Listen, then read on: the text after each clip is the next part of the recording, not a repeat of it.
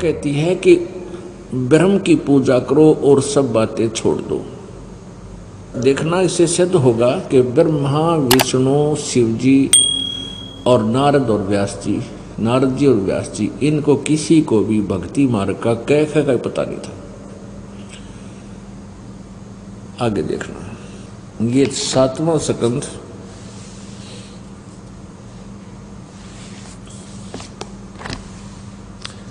562 पृष्ठ, संक्षिप्त देवी भागवत। देवी के द्वारा हिमालय को ज्ञानोपदेश, ब्रह्म स्वरूप का वर्णन। अब यहां देवी हिमालय को और ब्रह्म के बारे में बता रही है। पहले तो इसने अपने विषय में जानकारी की है। श्री देवी जी कहने लगी, पर्वतराज इस प्रकार योग युक्त होकर मुझ ब्रह्म स्वरूपा देवी का ध्यान करे। यह ध्यान आसन पर भली भांति बैठकर अतुकी भक्ति के साथ करना चाहिए। अब पहले तो ये अपनी बता रही है, फिर कहती है कि अगर तेने मोक्ष चाहिए, कल्याण करवाना है, तो केवल एकमात्र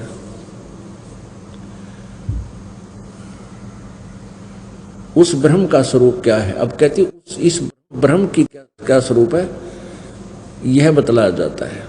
जो प्रकाश रूप सबके अत्यंत समीप में स्थित, हृदय रूप गुहा में स्थित होने के कारण गुहाचर नाम से प्रसिद्ध है और महान पद है।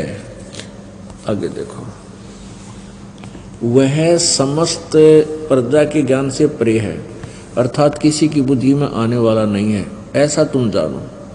जो परम प्रकाश रूप है, जो सूक्ष्म से भी अत्यंत सूक्ष्म है, जिसमें संपूर्ण लोक और इन लोकों में निवास करने वाले प्राणी स्थित हैं, वह यह अक्षर ब्रह्म है।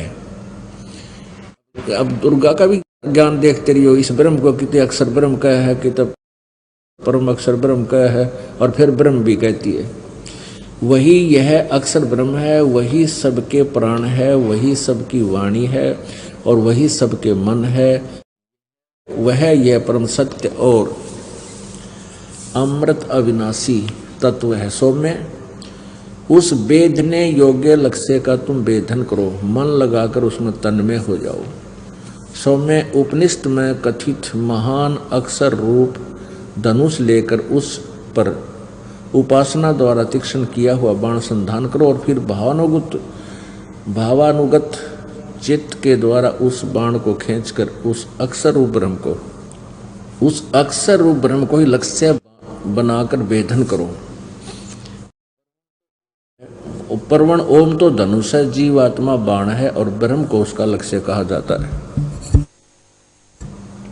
अब इसमें स्पष्ट कर रही है दुर्गा कि उस एकमात्र परमात्मा को ही जाने, दूसरी सब बातों को छोड़ दे। यानी और सब की पूजा छोड़ दो, अपनी को भी त्यागने की कह रही है। यही अमृत रूप परमात्मा के पास पहुंचाने का पुल है। संसार समुद्र से पार होकर अमृत स्वरूप परमात्मा को प्राप्त कराने का यही सुलभ साधन है। इस आत्मा का ओम के जप के साथ ध्यान करो। इससे अज्ञान में अंधकार से सर्वथा परे और संसार समुद्र से पार जो ब्रह्म है उसको पा जाओगे, तुम्हारा कल्याण हो। अब यहां पर आ गई ब्रह्म, और यहां कह रही है परम अक्षर ब्रह्म, इसको अक्षर रूप ब्रह्म। यहां कह रही है अक्षर ब्रह्म, अक्षर ब्रह्म, और यहां फिर लास्ट का फाइनल कर देती है, उस संसार समुद्र से पार जो ब्रह्म है उसको पा जाओगे, तुम्हारा कल्याण हो। और वो कहाँ रहता है, ये 563 पृष्ठ पे।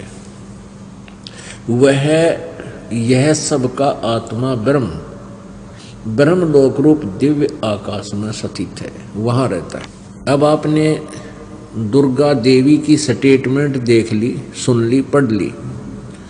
वो कहती है कि सभी पूजाएं त्याग दो, सब बातों को छोड़ दो, किसी और की पूजा मत करो, एक ओम का जाप करो और ब्रह्म को टारगेट बनाओ, उसको इष्ट रूप में।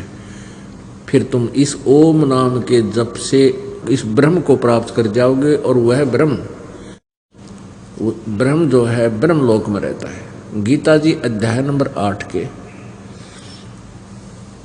श्लोक नंबर 13 में गीता ज्ञानदाता ब्रह्म बोल रहा है श्री कृष्ण जी में प्रवेश करके। वो काल, इस ब्रह्म को काल भी कहते हैं। वो कह रहा 8 में जाएगा 13वें श्लोक में कि ओम इति एक अक्षरम ब्रह्म व्यवहारन माम अनुसमरन ये प्रयाति तजन देहन स याति परमाम गति। मेरा एक अक्षर ओम मुझ ब्रह्म का, माम ब्रह्म मुझ ब्रह्म का ओम यह एक अक्षर है, उच्चारण करके सिमरन करता हुआ जो अंतिम श्वास तक शरीर त्यागते समय तक इसका उच्चारण करता हुआ शरीर त्याग कर जाता है तो मेरे वाली लाभ को प्राप्त होता है। जो ब्रह्म से मिलने वाला लाभ है उसको प्राप्त हो जाता है। अब इससे सिद्ध हो गया कि गीता ब्रह्म बोल रहा है श्री कृष्ण जी में प्रवेश करके। फिर ये ब्रह्म कहता है 18वें अध्याय के 62वें श्लोक में कि अर्जुन तू सर्वभाव से उस परमेश्वर की शरण में जा जिसकी कृपा से तू परम शांति और शाश्वतम स्थानम यानी सदा रहने वाले सनातन परम धाम को प्राप्त होगा। उसके बारे में बताता है कि उसका मंत्र क्या है। गीता जी अध्याय नंबर 17 के श्लोक नंबर 23 में कहा है कि ओम तत्सत इति निर्देश ब्रह्मण त्रिविध समर्थ है। ओम तत्सत इति निर्देश है। ब्रह्मण माने परम अक्षर ब्रह्म सच्चिदानंद घन ब्रह्म का जो 3 मंत्र का जाप है, जिसमें ओम ब्रह्म का भी साथ चलेगा और तत् ये सांकेतिक है, सत भी सांकेतिक है। ये दास बता सकता है और कोई नहीं इसका अधिकारी आपको नाम देने का। वो गुप्त मंत्र है।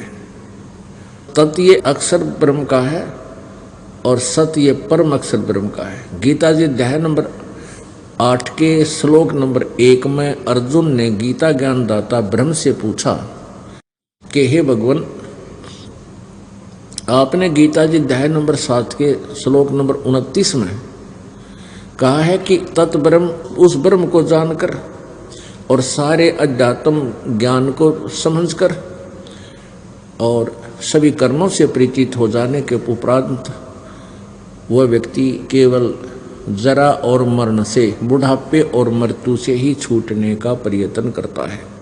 तो किम तत्ब्रह्म, उस तत्ब्रह्म को जानने के बाद प्राणी यहाँ से जरा और मरण से ही छूटने का प्रयत्न करता है, तो वो तत्ब्रह्म कौन है? 8वें अध्याय के प्रथम मंत्र में पूछा है। अर्जुन ने कहा कि किम तत्ब्रह्म, किम अध्यात्म, किम कर्म पुरुषोत्तम। इसका उत्तर गीता ज्ञानदाता ब्रह्म ने 8वें अध्याय के 3रे मंत्र में दिया है श्लोक में कि वह परम अक्षर ब्रह्म है जो गीता ज्ञानदाता ब्रह्म से अन्य है। अब पुण्यात्माओं, दुर्गा ने संकेत कर दिया, ब्रह्म फाइनल बता दिया। अब ब्रह्म ने परम अक्षर ब्रह्म फाइनल बता दिया, परम अक्षर ब्रह्म। लेकिन उस परम अक्षर ब्रह्म की साधना के विषय में गीता ज्ञानदाता भी परिचित नहीं है, वो भी अल्पज्ञ है। उसके लिए 4थे अध्याय के 34वें श्लोक में गीता ज्ञानदाता कहता है कि उस तत्व ज्ञान को जिसके अंदर परमात्म तत्व का ज्ञान है, यानी परम अक्षर ब्रह्म के विषय में जानकारी है, वो 5वां वेद है। उस 5वें वेद को, उस तत्व ज्ञान को किसी तत्वदर्शी संतों के पास जाकर समझ, उनको दंडवत प्रणाम करने से, कपट छोड़कर प्रसन्न करने से वो तत्वदर्शी संत तुझे उस परमात्म तत्व का ज्ञान कराएंगे।